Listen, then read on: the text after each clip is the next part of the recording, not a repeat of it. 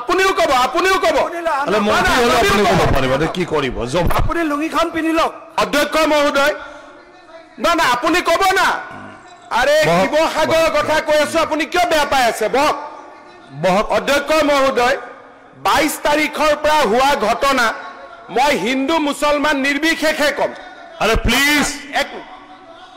please জ্বলাব খোজা নাই আপুনি অকল গগৈ লুঙিখন পিন্ধি লওক আপুনি লুঙিখন পিন্ধি ললে গোটেইখিনি সম্পূৰ্ণ হৈ যাব এই ঘটনা চৰকাৰে কিন্তু বহুত উচ্চতাত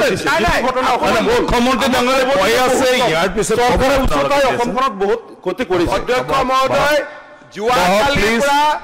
ইভেন অখিল গগৈ ডাঙৰীয়াই মোক সমালোচনা কৰি আছে যে 27টা সংগঠনৰ পৰা আপুনি কিয় আণ্ডাৰটেকিং লৈছে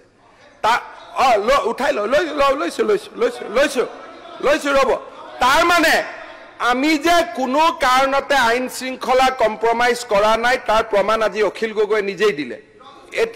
ৰ'ব দিব লাগে একেখন মিটিঙত ৰমেশ পেগু আছিলে ডিচি আৰু এছপি আছিলে আমাৰ হাত নাই দিয়া বাপৰে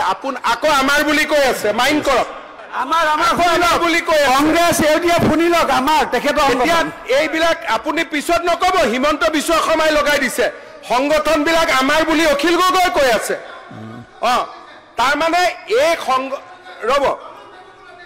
দি দিম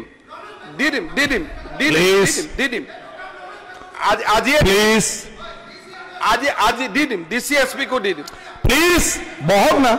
আপুনি বহকচোন আপুনি বহকচোন পিনি লওক অখিল গগৈ ডাঙৰীয়া লুঙিখন পিনি হৈ যাব আৰু আপুনি বহক আপুনি বহক মাননীয় অখিল গগৈ ডাঙৰীয়া আপুনি লাইনটো শুনি লওক আপুনি শুনক না আপুনি শুনি লওক এনেকুৱা নকয় আপুনি বহকচোন আপুনি বহক অখিল গগৈ সাসপেনশন কৰি দিয়া হ'ল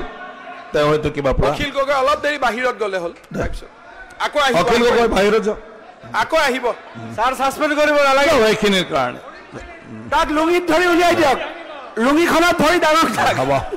লুঙিখনত ধৰি ডাঙৰ হ'ব বাৰে বাৰে অখিল গগৈ কৈ আছে আমাৰ সংগঠন উঠাই ল'ব লাগে কিন্তু মাইণ্ড কৰিব